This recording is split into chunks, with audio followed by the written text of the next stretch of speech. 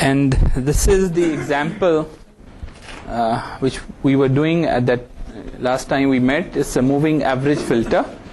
In a moving average filter, I basically solved the problem by myself on the board, just showing you that once you solve it, this is what you get. This is the frequency response of a moving average filter. It's a sinc sine over sine function with an exponential, and this is the plot, and the plot clearly tells us that this is how the system is going to shape the frequency response of an input signal. Okay, so basically looking at h exponential j omega reveals the frequency response characteristics of a signal, the magnitude and the phase response. What is phase? Phase is that how much a particular frequency will be delayed. Okay, as it says for DC, phase is 0, means a DC will not be delayed, DC will remain as is. So you can actually go to a frequency, figure out its magnitude, change in the magnitude the system will cause a frequency, a particular frequency sinusoid. So a particular frequency sinusoid will go through this much attenuation in the magnitude and this much shift in the phase. So if you actually just generate a cosine and send it through the system, the cosine will change its value and will be shifted left or right based on the phase, initial phase. So both are important. Mostly magnitude is more important than the phase, but there are applications where phase is also of great consequence. So you need to really know that a system can change the magnitude and phase of a frequency, and the magnitude of different frequencies differently, and phases of different frequencies differently. Okay, so phases will be changed differently. The nice thing about few systems is that the phase is linear.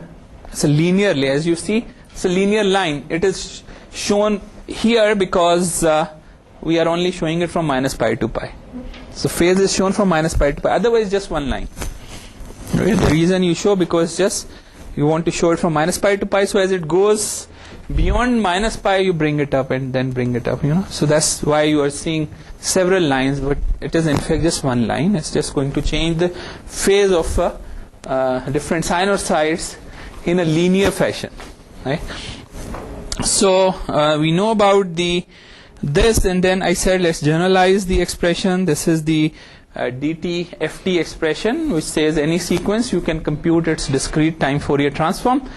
And though remember omega is a continuous variable in this expression, that's why you need an integral. Means you cannot use a computer to compute a DT-FT. Okay, a computer can only help you if you discretize omega. You say, okay, omega, I will take 1024 values, which is fine. You can take 1024 values. Otherwise, it's a continuous variable, and you need to use a pen and a paper to actually solve the summation to get an expression. Right? So this is the inverse transform. And the existence again is that the sequence should be absolutely summable sequence. We did this last time. An absolutely summable sequence means that if you add all the samples together, it should be finite. Only then DT-FT exists. So then these are the properties of the formula. And remember, it's not something which is real. Though we can correlate, this is an important point, that though we can correlate this formula with the frequency content in a signal. We can always correlate to say these are the frequencies in the signal. But it's just a mathematical formula which mathematicians have derived. So this is not something which is real in a way. It only tells me that, okay, as if I have a sequence, I multiply it with an exponential, solve the summation, I get a representation of different frequency contents in the signal. And then there are other transforms as well. So it's just a mathematical relationship. Nothing to do with the reality as such. Though it tells us a little more about the signal, it tells us about the frequency contents in a signal. It has its own limitation. That's why people have come up with so many transforms. So discrete time Fourier transform, though is good, but it has its own limitation. It just, although it will tell you one limitation is that the time will go away from the expression. Once you solve the summation, time is no more there. Though you will know that there is this frequency, but at what time that frequency happens is not there. So these are the frequencies. So infinite many signals, different signals may have same magnitude of the frequency response, because those frequencies are contained in that signal. We don't know at what time. So the time is not there. Ji.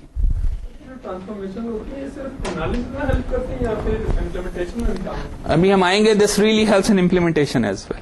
Okay, we'll come to this, but the important point is that this is a mathematical formula, and because this is a mathematical formula, it obeys so many properties, it obeys so many laws which are very helpful in analysis.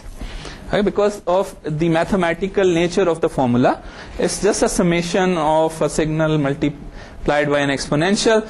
So people have studied the properties, and properties do help. One is that linearity. It's a summation. Summation is linear. Means you take one signal, say x1 of n, and compute its discrete time Fourier transform. You get x1 exponential j omega. Then you take another signal, and this is very good, x2 of n. You compute its discrete time Fourier transform. This is x2 of exponential j omega. Now you add these two signals together. If you add the two signals together, you can simply go and add the Fourier transforms together. You need not to recompute the Fourier transform, because it obeys linearity, and linearity we know additivity and scaling. So if you scale, simply go and scale this, scale, simply go and scale this. Why? Because the mathematical formula tells me that it will obey. If you are multiplying this with a, with any linear number, you can just take this outside the summation. It's not going to affect the summation. Right? So summation is the Fourier transform. Anything multiplied, the signal multiplied by something can be taken out. So this is the Fourier transform. So it scales. Similarly, if you put x1 of n plus x2 of n, and then the exponential, obviously you can break the summation into two. You say summation x1 of n exponential minus j, and summation x2 of n exponential. So it obeys linearity. So this is good. Then there are certain other properties which are important in all the transforms, and the properties are shift in time. That if you have a signal and you shift the signal in time, I know that I'm not changing any frequency content. A signal has frequency contents. The frequency contents are not changed if I shift it. Instead of starting it from 0, I start it from -1, let's say. So I'm not changing the frequency contents. I'm only changing the phase of the signal. That is what is shown here. It's again can easily be proved. If you put xn minus d in the formula, replace n by n minus d. You can easily prove this expression. Okay. So this is the expression which says that Fourier transform will remain as is, and you will be introducing a phase exponential minus j omega d, which has a relationship with the amount of delay you are causing the signal to go through. So exponential, also remember that in polar form you write a polar number as r exponential j phi. R is the magnitude, phi is the phase. Okay, so anything which is appearing in exponential j phi is just the phase. So if you multiply this with another complex number, you add the phases and multiply the magnitude. We know from our math that, so if this is not there, it means I'm only affecting the phase. If this is there, then I'm affecting the magnitude and the phase. So this will only affect a shift in time, is only causing an exponential of minus j omega d. So it'll get into the phase of the Fourier transforms. Okay. Then this is a very important property. It says multiplication by an exponential. So what is an exponential? J omega naught n. It is a cosine of omega naught n and sine of. So in fact, here we are trying to figure out what if I multiply cosine of omega naught n plus j sine of omega naught n. So xn is a signal and cosine is a cosine. So if you multiply, let's just concentrate on this, because I know it is this multiplied by this and this multiplied by this. So if I have a signal, let's say this is the signal, and I am multiplying it with a cosine. It's a point by point multiplication, though it's in discrete form. These are the samples and here are the samples. If you multiply this signal with this sinusoid, what will happen? That it will take the sign magnitude will change according to the magnitude of the signal, which is called modulation basically, right? So these frequency contents will be there. The low frequency contents will be there, but then added with something which has high frequency content. Because now a slow moving signal, let's say you have a slowly moving sinusoid and you multiply it with a very fast sinusoid. So what will happen? That you will have something like this, a signal which has two sinusoids, a fast moving sinusoid, a fast high frequency sinusoid riding on the slow frequency sinusoid. This if you multiply them together. Obviously point by point multiplications, you multiply. So if you look at now they are the frequency, this frequency is basically moved at higher phase of higher frequencies. So the concept is very important in digital communication, because the property says that in a multiplication by an exponential will move the frequency content to this particular frequency. So if you multiply, and this is widely used in all communication transmitters, in radars, it's used everywhere. Okay, and the property says that this is your signal, the frequency at which you want to move a spectrum. So to move a spectrum to a particular frequency, you multiply the signal with an exponential j omega naught n. Right? So for example, you have a spectrum here, and you want to move it at, let's say, 99 megahertz. So what you do is you multiply it with an exponential j omega naught n, where omega naught relates to 99 megahertz. So the Fourier transform will appear like this. The same thing, the property says the same Fourier transform will move at omega naught if you multiply it with exponential j omega naught n. Okay? So this is a very important property which tells us that this is how you can move a spectrum in a particular band in frequency. And this is why it is used, because the frequencies are allocated to different users, right?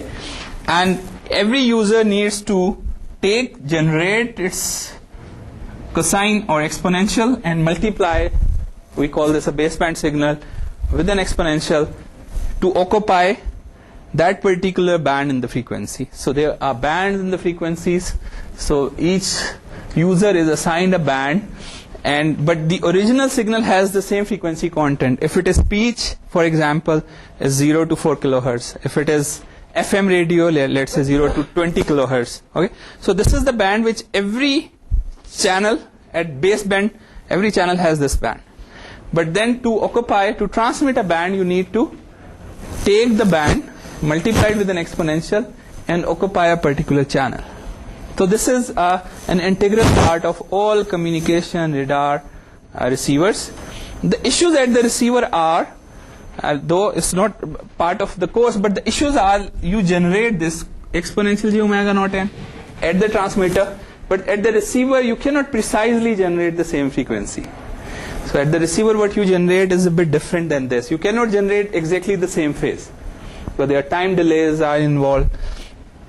So the receiver needs to fight with several of these unknowns. But here our interest is in just knowing this property, that multiplication by an exponential ji. But user time में दो आएंगे ना, negative time पे होगा, discrete time में क्या होगा? नहीं, इसी तरह है. If it is multiplication by an exponential, then there is only one.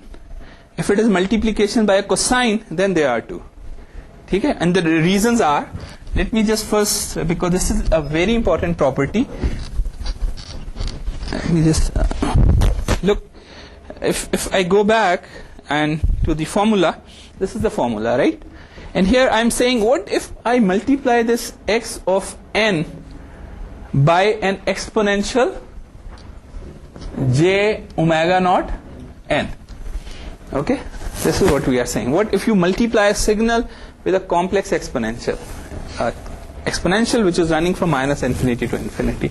You can combine these two together and you get n goes from minus infinity to infinity, x of n exponential minus j omega minus omega naught n. So the difference between this expression and the original expression is that now omega is changed to omega minus omega naught. And that's why you say that it's really the same expression, but change to x, replace omega with minus omega naught. So this is the proof, the mathematical proof of the expression. It's a simple one-line proof. So, but its consequence is ji ji. That's why really I stress that this is a formula which is involving exponential. Okay? And the negative frequency and positive frequencies, they are only related to this formula. Otherwise frequency is always positive. Okay? Why? Because this formula, you may call this shortcoming of the formula, whatever you want to call. But the formula says x of n exponential minus j omega n. Look, for example, I just told you that if you have exponential j omega naught n, if you are multiplying a signal with exponential j omega naught n, okay, x of n, so what do? What do you get? You get x exponential j omega minus omega naught. The spectrum, this is again all mathematical.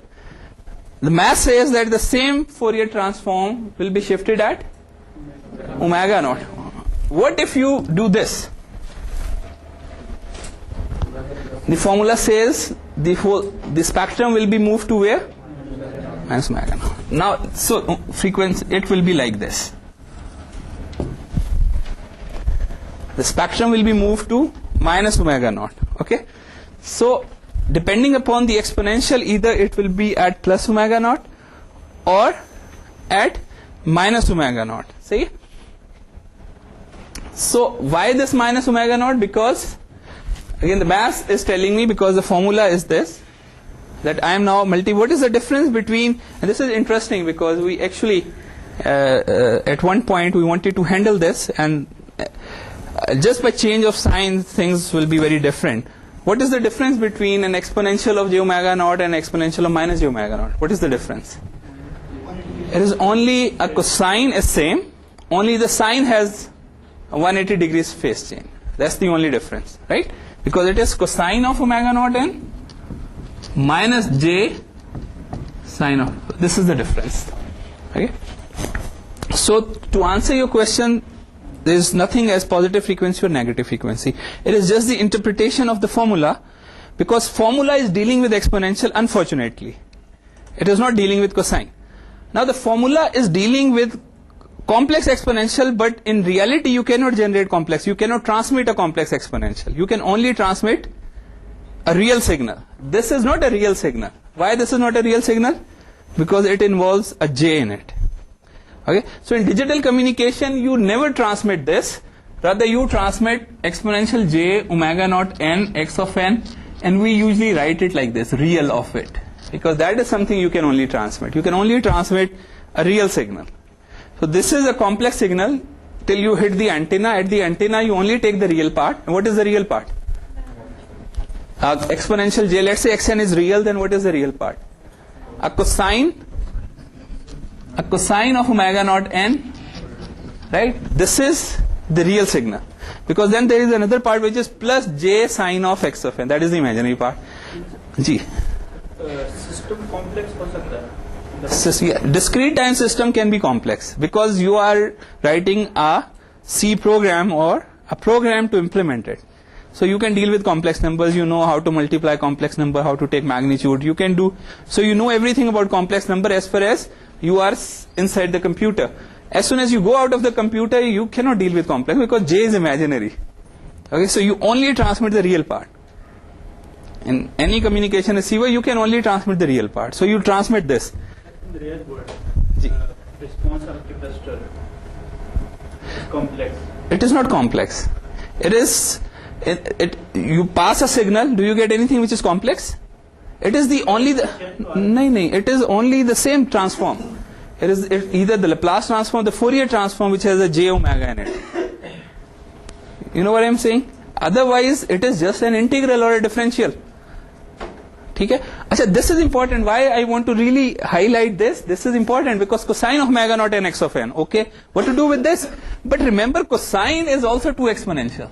Exponential j omega naught n plus exponential minus j omega naught n x of n. So, though you are trying to get rid of a complex thing, but actually if you use the formula, you have introduced another exponential, which is a negative exponential as a positive exponential. That's why if you look at the spectrum using the formula, it will show you two. One spectrum moved at omega naught and the other moved at minus omega naught. So what you see is this. Okay?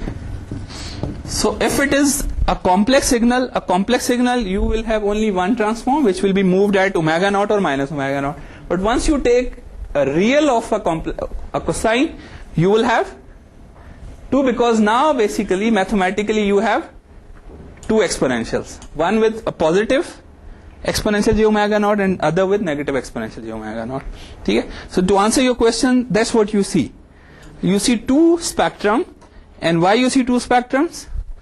Because now it is cosine what you transmit, and cosine has an exponential j omega naught and exponential minus j omega naught. If you apply property, this is what you are going to see. Okay? So coming back to the properties, this is an important property which says multiplication by an exponential is shift in frequency. This is a time reversal. Again, you can easily prove this, that if you flip a signal, you only need to flip its frequency content. Okay? Means that if a spectrum is like this, you flip a signal, spectrum will be like this.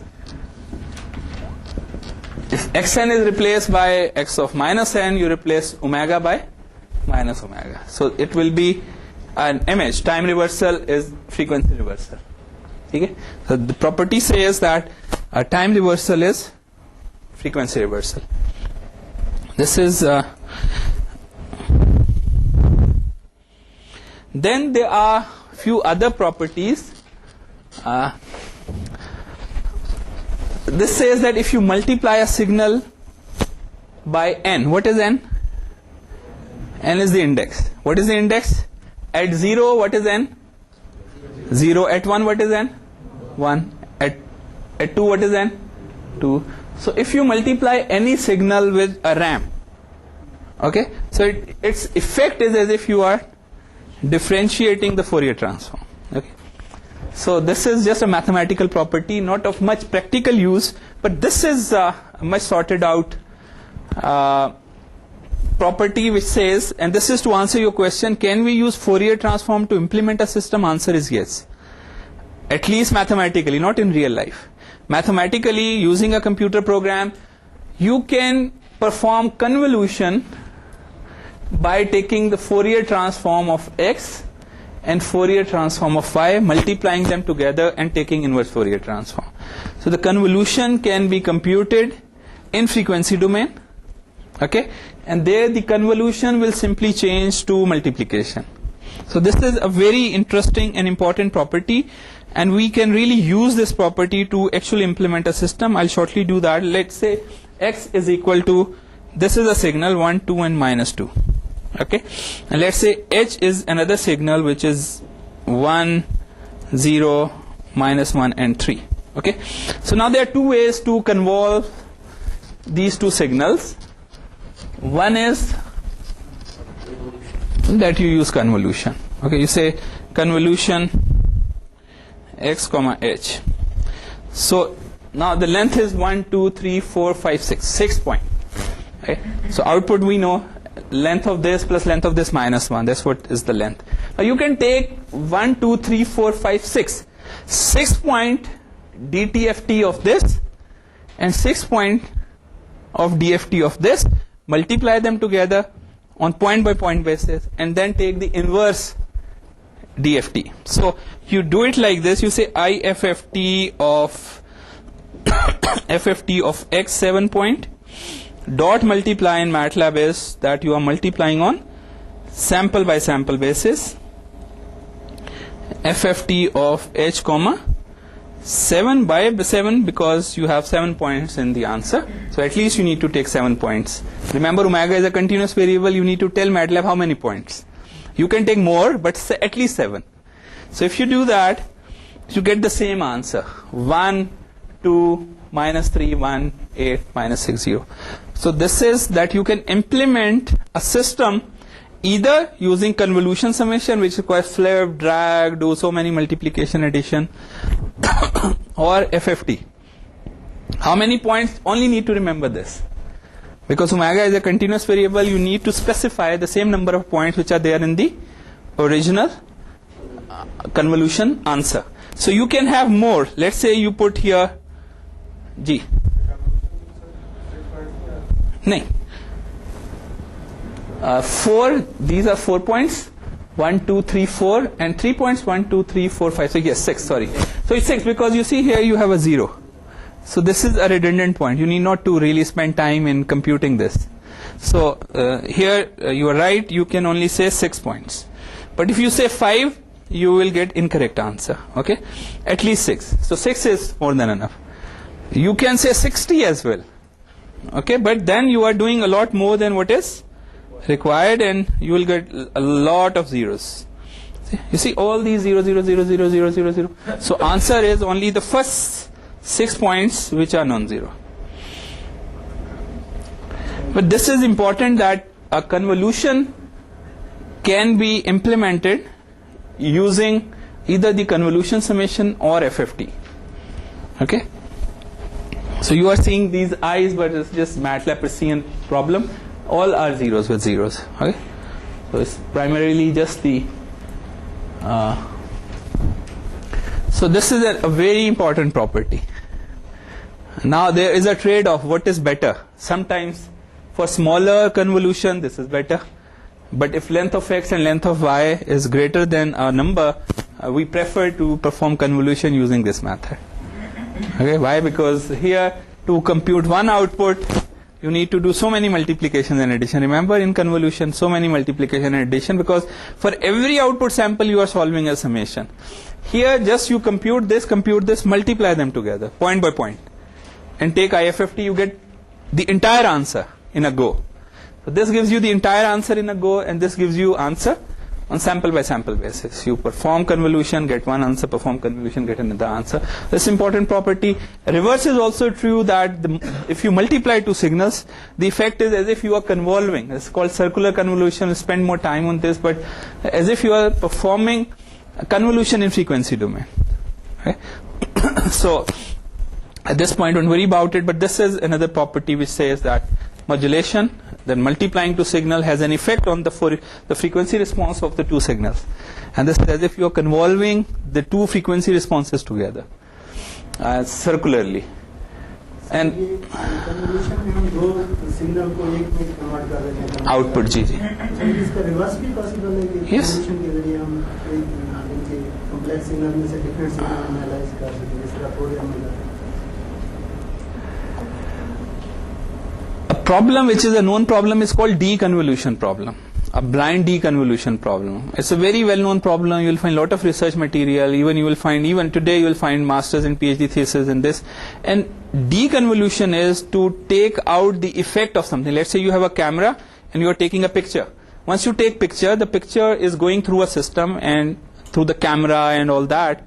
Okay, so that acts like a system. To take away the effect of that, you need to deconvolve. Okay? So you deconvolve the image with and you need to figure out the response of the system which is taking the picture. So this is a deconvolution problem. Okay? But otherwise no. Answer is no. Usually if you have a signal, it does not make any sense for you to break it down into convolution summation, right? So the only logical answer or a motivation is that you solve a deconvolution problem. And deconvolution is such a real problem. And for every sensor you take data, whether it's a camera, any kind of sensor you have, basically needs to solve the deconvolution problem. Because whatever you are capturing is coming through a system, and you need to take away the effect of that system. So I have, in fact, few papers, maybe I'll show you sometime, which talks about the deconvolution, especially in medical imaging, they use this deconvolution because they want a... Orthogonality doesn't support deconvolution? No, orthogonality is different. Okay, deconvolution is simple. Deconvolution simply says that you are taking something. If it obeys orthogonality, it's a different question. Okay? I'm saying you are taking something which is coming through a system and you want to take out the effect of that system. You solve a deconvolution problem. See? So in a medical imaging, you are taking images. The image is coming through a complex system, but you want the real representation of what you are seeing. So you need to solve a deconvolution problem. Two signals are orthogonal, then we can deconvolve both. If two signals are orthogonal, why do you want to deconvolve them? For example, like in CDM, if two are orthogonal to each other, from the output we can get both signals separately. That is, let me, though it's just we're going in a direction, but in CDM, I said CDM, it's a code deviant multiple access. In a code deviant multiple access, what you do is that you have a signal, you multiply it with the code, and you have another signal from another user, you multiply it with another code, okay, or a chip, a sequence, and these two are orthogonal to each other. So the both signals are taking the same frequency spectrum. Otherwise, if two signals are in the same frequency spectrum, you cannot separate them because they are just...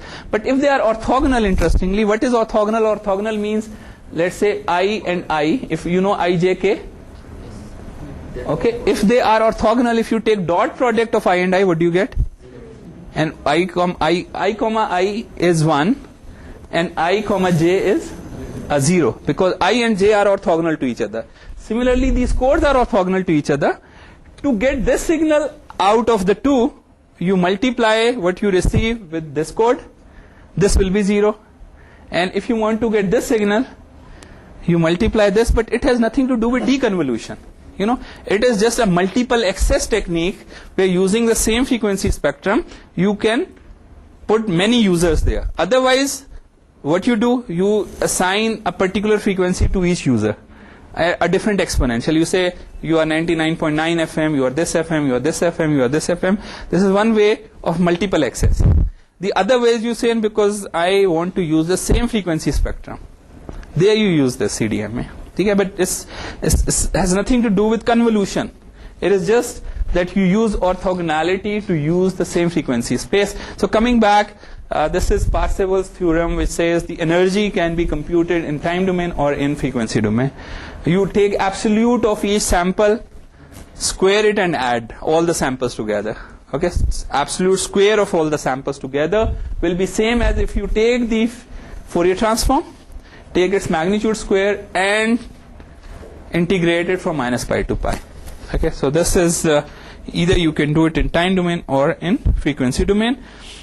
These are important properties. And now remember, the Fourier transform is not only an analysis tool, though it gives you a very good analysis of things, and we'll see how you can really analyze things. But Fourier transform is important for us because I can actually implement system using Fourier transform. In fact, I can perform convolution using the Fourier transform. Means that it is not only for analysis, it is also for implementation or implementing a system. So this is of great value to us to learn about different properties of the mathematical function. The mathematical function is good for us. A property says, I have already shown you, that a flip in time is flip in frequency. You flip in time, it's effective that signal in frequency will also be flipped. This is good. This is if you take conjugate of a signal. So what you need to do is you need to flip the signal and take conjugate of the flipped signal. So do flip and conjugate, okay, or conjugate or flip, whatever you want to do. So this, a conjugate, what is a conjugate? Replace every j by minus j. So this is a conjugate. If you're taking conjugate here, you need to replace every j by minus j and then you need to flip. Okay? Every omega by minus omega. A flip is replacing omega by minus omega. A conjugate is replacing j by minus j. So these are two different things. A flip, a conjugate, and a flip. So these are the two properties which can be directly proven from the formula. Now interesting is, what if you flip and you get the same signal? And when do you do that? When do you get that? For example, if this is a signal, you flip this, what will happen? You get the same. So we call this signal an even signal. That if you get, it means if I take the conjugate of the Fourier transform and flip it, I am going to get the same thing back. This is the property of a real signal. Mostly we deal with real signals, at least if you are taking speech and voice and video or image, they all are real signals. So a real signal obeys, is to call this property at Hermitian symmetry. A real signal has Hermitian symmetry. What is Hermitian symmetry? These are the consequences of Hermitian symmetry. That a Hermitian symmetry means purely a mathematical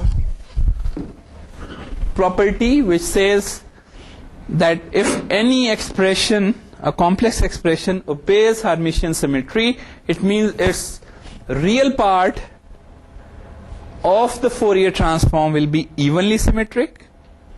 The odd part or the imaginary part of the Fourier transform will be odd symmetric. Its magnitude will be evenly symmetric and its phase will be odd symmetric.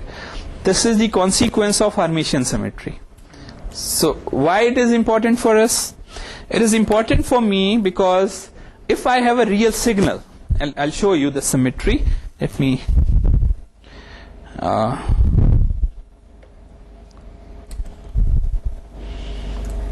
okay, so why it is important?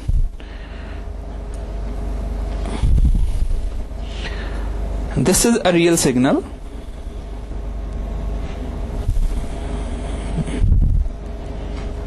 Let me do it, generate just a real signal. 1, 2, 3.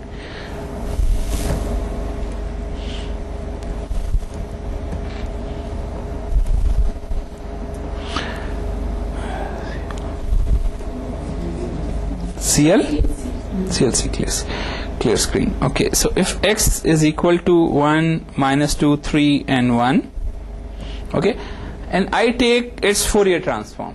Okay, usually we take FFT of x. Because x is real, let me call this capital X, is going to exhibit Hermitian symmetry. Hermitian symmetry says that its magnitude will be even. If I take absolute of capital X, it is even. What is even? This sample will be same as this sample.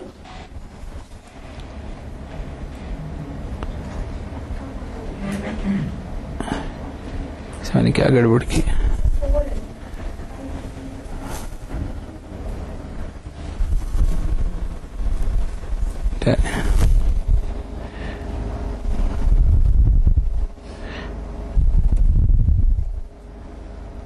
FFT of x is this. Magnitude का तो okay, I think we can just let me x यहाँ पे ऐसे डाल देता हूँ. Okay, so इस थोड़ा सा इसमें मसला ये आता है. Once you take FFT, you need to do FFT shift. When you have a FFT shift of capital X, this is what you need to do to actually see.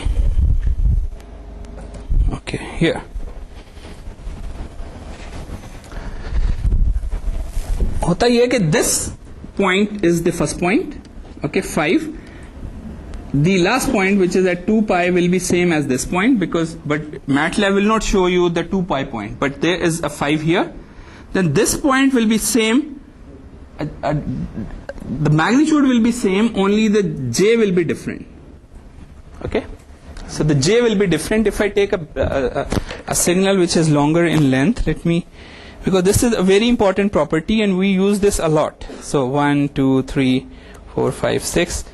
Okay, so and then you take FFT of, okay, now this will be useful. Here, FFT of X. Okay, here. Now, why it is important property? Now, look here. As I mentioned earlier, the 2 here, there will be a 2. So matter will not show you this 2. But what you get here, you are going to get the same thing here. The only difference will be sign. This will be with plus sign, this is with negative. So it's a conjugate of this. Whatever you see here, you are going to see the same thing here. Minus 3.4271, minus 6 point something, J. This is coming with a plus sign, a minus sign. Similarly, what you see here, you are going to see the same thing here. These two are same, these two are same, these two are same, these two are same. If you're taking the magnitude, so if you take the magnitude,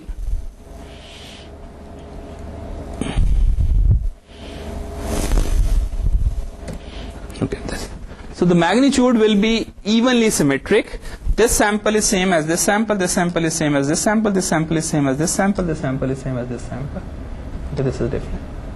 So it tells me really if I am using Fourier transform, computing Fourier transform, I need not to compute the entire transform, right? Why should I do that? Because I know that I am going to get the same values here. So I can compute Fourier transform by only doing half of the computation.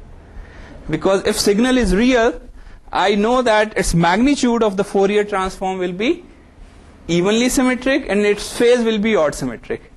So knowing this, I can use half of my computation by only computing what is required, and then just replicating that to get rest of the information. So this is an important property, that the Fourier transform of a real signal exhibits Hermitian symmetry, which says that the magnitude is evenly symmetric and phase is odd symmetric. Okay, so and this has its consequence because we use this to save a lot of computation while actually we are implementing system. If it is a real system, a real signal is whether it's an image or a signal coming from a sensor or speech or whatever, it is going to show you the symmetry. So please need not to do the entire thing. Okay? So this is another example which tells us that is also a very important example. It is, if you look at the signal, this is an even signal. Okay? Why? Because this. So we know if a signal is real and even, this is an important property. Again, a real and signal will have a real and even Fourier transform. A real and even signal, like a signal like this, will have real and even Fourier transform. How? It's an impulse. If you have an impulse here, let's say the Fourier transform of an impulse is exponential, is just delta of, what is the Fourier transform of delta of n? It is 1 or 2 pi or something, 2 pi.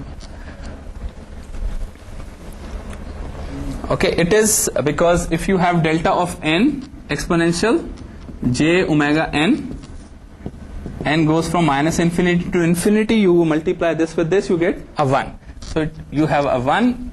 Fourier transform of an impulse is 1. What is 1? 1 means this, a signal which is 1 from minus pi to pi. What is the Fourier transform of an impulse which is shifted at 1? Which is delta of n minus 1. It's an exponential, because shift, we know a shift in time is multiplication by minus exponential j omega. A shifted impulse has this Fourier transform, an exponential minus j omega. What is the Fourier transform of something which is at minus 1? It is exponential j omega plus j omega. What if it is shifted at 2? It is minus 2 j omega. So these are simple few of the transform pairs which you really need to know. Now let's say you have a signal which is evenly symmetric, a signal which is like this. It is 1, it is 2, 2 and 2. So this is an evenly symmetric signal. let's take its DTFT. So what is its?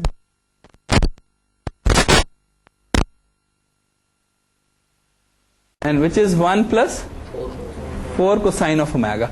This is real. Do you see any j in it? No. What is cosine? Cosine, remember, is an even function. Right? A cosine is an even function, so you can generate cosine of omega. And then you can multiply it by 4, then you can raise it by 1. But what you get is real and even. So a real and even will generate a Fourier transform which is real and even. This is the only time you see a real and even Fourier transform. Why it is important? Whenever you deal with Fourier transform, okay, you will always get into complex numbers. Because the only time you only see real numbers is when your signal is real. And if this is a system, can you have a system like this? No, because it is non-causal. It is starting at -1. These are again very important facts, that only time you see something real and even appearing in the frequency domain is when your signal in time domain is real and even. Okay. Otherwise, even if you move the signal by 1, the same signal, you move it by 1, it is the same signal, but now it is no more an even function in time. So the Fourier transform of this will for sure involve complex numbers. Why we know? Because shift in time is what? Multiplication by an exponential. So I know the Fourier transform is minus j omega 1 plus. From the properties I know this is the Fourier transform. The shift in time is multiplication by an exponential. What is an exponential? A cosine and minus j sine. So you end up dealing with complex numbers. It's important that whenever you take Fourier transform, you need to remember that you are getting into complex numbers for sure. For sure, because in reality you will never get something which is real and even. Whether it is speech is never real and even. Images, whatever. So you deal with complex numbers, and this needs to be known that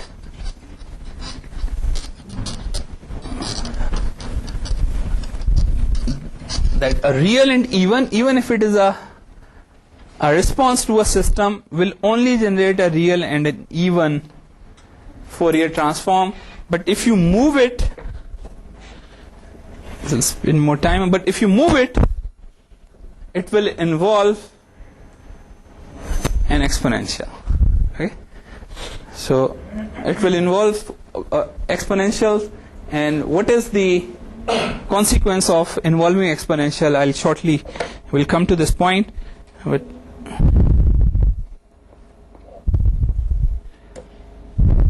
this is just a MATLAB example showing you this is a real signal.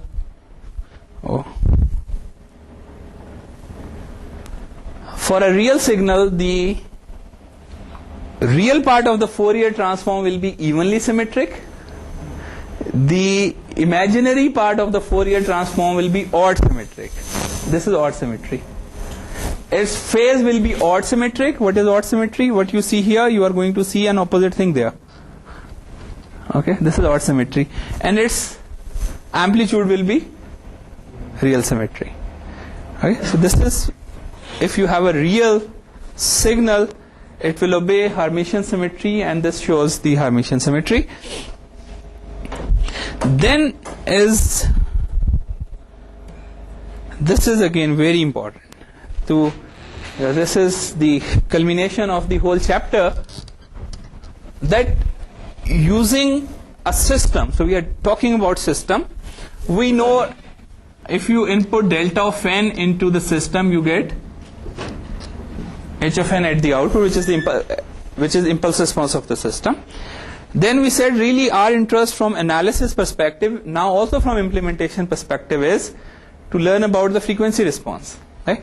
And we also learned that y of n, if I know h of n, y of n is x of n convolution with h of n, and in Fourier domain y exponential j omega is, and this is very very important from analysis perspective, and I'll show you MATLAB code as well. Now what does it tell us? It's a point by point multiplication. it tells me that if I have the Fourier transform for signal, I can always, whatever signal I am getting, I can always just put it in the formula and plot the Fourier transform. Okay, I get a signal, I say, okay, a signal is really looking like this, and then I know by just looking at the signal that these frequency contents are not desirable. Okay, I say I don't know from where these frequency contents are getting into my signal, so these are not desirable signals. This formula tells me that if I design something, because this is a point by point multiplication, if I design something which is 1 here and 0 here in frequency domain, if I design something whose frequency response is this, then if I convolve this signal in time with this signal in time, I'll get something which will remove the unwanted frequency content from a signal. Right? So the question is how do you design something? But the formula is very good.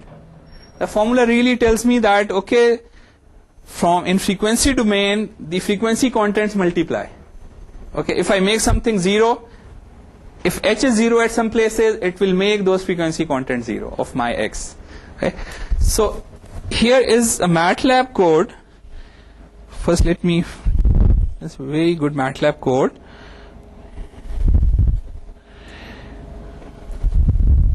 Freak filter. Okay, this MATLAB code here, we have generated a random signal. Once you say random, what is random? Random is something which is haphazard. What is haphazard? That it has all the frequency contents. As you see, it's the frequency response of a random signal. Noise is usually random, so we say it's a white noise. Why white noise? Because it has all the frequency contents. Right? So this is a random signal, and you can see that it has all frequency contents everywhere, because it's random. Because you say rand, I'll just generate things which has all the frequencies in it. Right? So this is a random signal. The Fourier transform for random signal. Random signal है तो हम इसके साथ ये कहते हैं कि can convey information while a deterministic signal cannot convey information. इसका क्या मतलब? क्या दोबारा बोलिए? Can it can? एक random signal है तो it can convey information. उसमें information होती है. जबकि एक deterministic signal हमारे लिए इतना important नहीं होता. उसमें इसका क्या मतलब? ये मैंने पहली दफा सुना है. I don't know, but you mean something else? Ji? Sinusoid में कोई information. Random is just noise. It has no information for you. Okay, random you combat with random signal because you need to deal with random signals. Okay. ये कि जो deterministic signal होता है उसमें information content 0 है. अच्छा, you from information coding perspective, let me answer your question. The question is, let's say if I have 5, आपका वो ये random नहीं है वो. If I have 5, you know I have 5, I transmit you 5. It is useless for you because it is known. Information is something which is not known. It's different. Information is something which is not known to you. If something is known to you and I am transmitting it to you, it is useless because you already know what it is. What is important for you which you don't know, but that is not random. Random is usually noise and it has no information. It just corrupts your information. Okay, so this is a random signal. And this is a Fourier transform of a filter. Fourier transform of, this is capital H exponential j omega, this is capital X exponential j omega. Now I know that X exponential j omega will be multiplied by H exponential j omega, right? So what do I expect to have in this region? 0. What? 0? Why? Because 0 multiplied by something is 0. What do I expect here? This is 1. Same. And what do I expect here? It will be slowly, will be attenuated and will go to 0. This is what I see the y of exponential j omega will be. I can just by looking at this, I can perceive that this is how y will look like. So if I plot it, you see, it is precisely something which is same as you see here, and then it'll go to 0.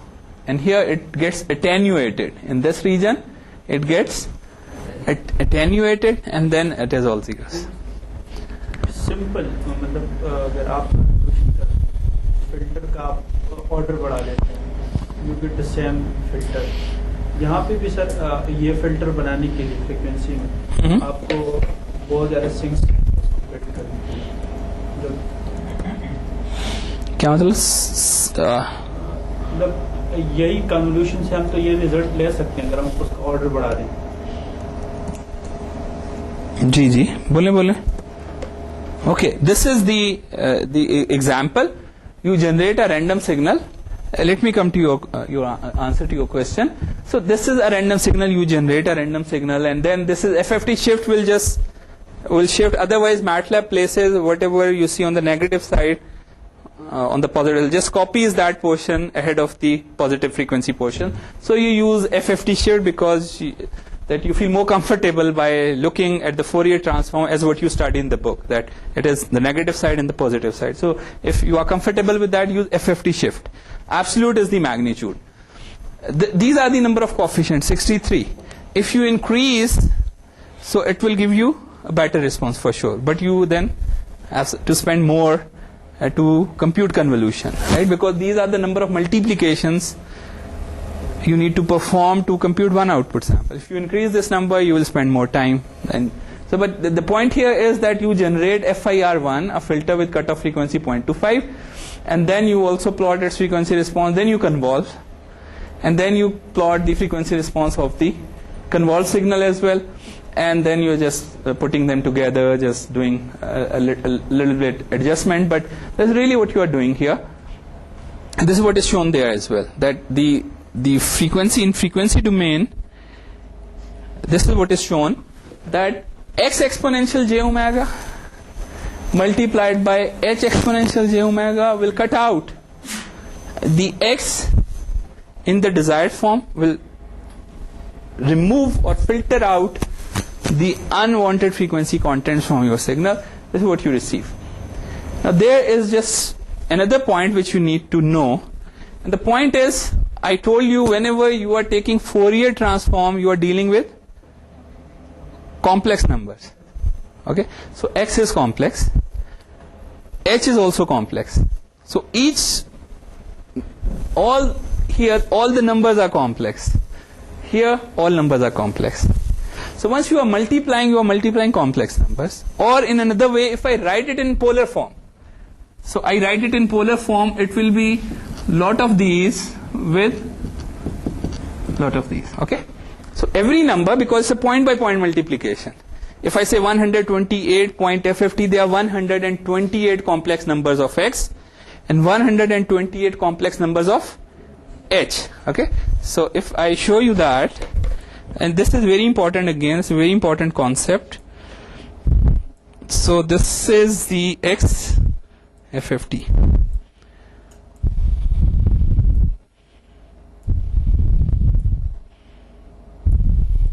The problem is FFT of x1, just to give you an idea, here is, so these are all complex numbers. Okay, 128 complex numbers. You're dealing with complex numbers. And similarly, if you take the HN, I think it is HN, or again complex numbers. Okay, so dealing with complex multiplication of complex number. Take one complex number, take another complex number, multiply them together. Next, multiply. So that's what you are doing. So if you represent them in polar form, you are multiplying their magnitudes together and adding the phases together. Okay, what I showed you is just the magnitude plot. But there is another term which usually people ignore, is that you are multiplying the magnitudes together and the phase together. Usually people concentrate to remove the unwanted frequency contents. Okay, so your desire is, I don't want to see these frequency contents, you want to filter them out. But you don't want to disturb the phase of those frequency contents. You don't want to do that. You don't want your few frequencies are shifted right or left. You want, these are the desired frequencies, they should just go through the system, and undesired frequencies should be removed. and you don't want the frequencies to be moved here and there. But this is the consequence of the complex numbers, that your frequencies will be shifted in phase, because the phases gets added together. Okay, so the phase response usually, when can the phase will be zero? कब phase zero हो सकता है? If I go back, जी जी मैं वो बताता हूँ. That's what we will spend more time. But remember that the magnitudes, you multiply the magnitudes together like this: x exponential j omega and h exponential j omega. ठीक है, this is fine. You say magnitudes together, remove whatever is not required. But the problem is your phases of x exponential j omega will be added. Every frequency content will be affected by the phase response of capital H exponential j omega, and ideally you want this to be zero. How can this be zero? Real and even. Remember, we just saw that only way H can be all real is that your H of n is real and even. We just saw real and even will have real and even frequency response. Otherwise, the time you shift it, you get complex numbers, and complex numbers mean phase is going to be there. So you say, okay, I can have an H of n real and even. So what is problem in having H of n real and even? It is non-causal. So you know it is non-causal, require future sample. So means it is not practical, it is not real. So it means you always need to deal with or to bear the corruption in phase. How bad it is depends. That how bad is your phase response. Okay. Once you are designing a system, you will have. Usually we focus on the magnitude of the frequency response. We say, let's focus to remove the unwanted frequencies. But sometimes it'll corrupt your phase. And what is corruption in phase, by the way? Different frequencies are changing. They are moving here and there. The signal will look ugly. Really, the signal, you will see a signal, it'll be just jumbled up. Because few frequencies will move forward, few will be move in the other directions, and by different magnitudes. Okay? So a signal which look very nice at the input will go through your system. Once it comes out, though it will have only the desired frequency contents, but the places will be changed. Okay? And there are instances it is possible that you generate a frequency, then you generate another frequency, then you generate another frequency. Okay? So you input this signal, and your phase response may cause this frequency to appear first, this frequency to appear then, and this frequency to appear in the last, because that is the effect of the phase distortion. It is the change of the position of a particular frequency in your signal. So you need to remember this, that when we are dealing with systems, it is the magnitude and the phase. The magnitude and the phase of the system matters. You will find several publications, just people dealing with phases, that how to make sure that phase cannot be zero. How to make sure that phase does not affect the phase does not affect the shape of the signal. We know how. We know that multiplication by a simple exponential j omega. Remember, we just saw multiplication by an exponential is a shift in time. Remember, we just saw that a shift in time is what? An exponential j omega d, right? Or minus j omega dx exponential. We saw that. If, and this is the trick is somehow design an x which is real and even, a capital X which is real and even. So you design an x which is real and even, will give you an x which is real and even. So no phase. This is in fact capital H. So there is no phase in it, right? So an edge which is real and even, if you design an edge which is real and even, you will have a capital H which is no problem. Okay? Then only shift the edge, a real and even edge, to make it causal. Okay, just shift it to make it causal. H of n minus d. It is a shift in time. All the frequency contents, the entire signal will be shifted. So it will not corrupt the shape of the signal, only it will be delayed. So what is the effect here? Exponential j omega d, or minus j omega d h exponential j omega. So the same real and even multiplied by an exponential, which is the effect of an exponential minus j omega d is shift in time. So if you look at MATLAB, that whatever MATLAB design for you, it uses the same principle. MATLAB, if you ask MATLAB, it knows that phase is so important and critical that it'll make sure that what you design is real and even and shifted in time to make it causal. So for example, even here, if I stamp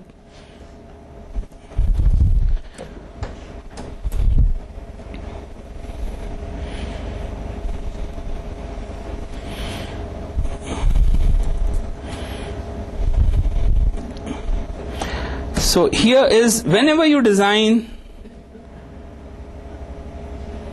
so what do you observe here? Is it real and even? It is real and even. Look, this is the center. What you see here, same here, same here, here. But it is, you design a real and even and then shift it to make it causal, starting from 0. So it means that if you can, in some cases you can do that if it is finite impulse response. But if it is an infinite impulse response, you can never do this. Because an infinite impulse response will look like this. And A of n, is there any way for you to make A of n, U of n look even? Absolutely not. Remember? Ji?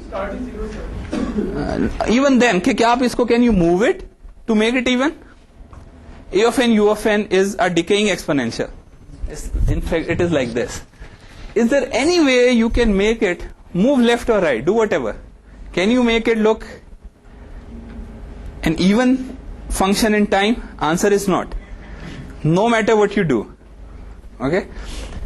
A finite is fine. A finite can be made real and even. And then you shift it and you have a system. A good system which is causal and will only cause all the frequencies to shift. No phase corruption. All the frequencies will be moved. No phase corruption. The signal in input will look with unwanted frequency removed, will be received at the output.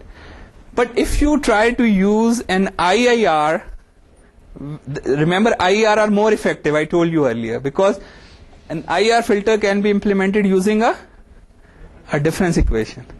Just this system is basically y of n is equal to a y of a very effective system. Just one multiplication and addition can implement an infinite impulse response system. So these are the trade-offs in engineering. You always lose to gain something. नहीं, stability is a stable system. If A is less than 1, it is stable. So stability issue is out. ठीक है ना? If A is 0.8, it is stable. ठीक है? You can always make sure that a system is stable. But what you cannot make sure is what? नहीं. Even नहीं बना. You cannot make it an even function, no matter what you do. अगर नहीं बना सकते तो what does it mean? There will always be phase. There will always be phase corruption. In an IIR system, there will always be phase corruption because you cannot make it real and even. But in an FIR, though you can design any kind of FIR, but people don't do that. Because they know the real reason, a good candidate, FIR is a good candidate because it will not cause any phase corruption. So very good reason. So people like FIR, though they spend a lot of multiplication and addition. Okay, a lot more. You are paying a lot more price to implement a system, but you are happy. Why? Because it is not causing any phase corruption. You can always design, though you can design an FIR filter which will cause phase corruption. How? You don't make it a real and even, okay, to start with. So it'll cause phase corruption. So but our interest is in designing something which is real and even. So FIR, no matter what technique you use, there are so many techniques to design FIR filters, but because the only good reason of using FIR filter, beside that they are always stable, is that they don't cause phase corruption. So no matter what technique you use, an FIR filter will always be real and even. Okay, it will always be real and even. An IR filter can never be real and even. Okay, so this is a trade-off basically. By virtue of its nature, it's a decaying. An IR filter will have nothing but several decaying exponentials. ठीक है जी? So this is pretty much, this is an important point. That's why I spent more time on this. Inshallah, we'll finish this chapter and start the next chapter in the next lecture. आपने quiz बनाना है एक दफा, बनाया हुआ? Quiz बनाया हुआ जी? बनाया हुआ तो दे दें क्विज यार.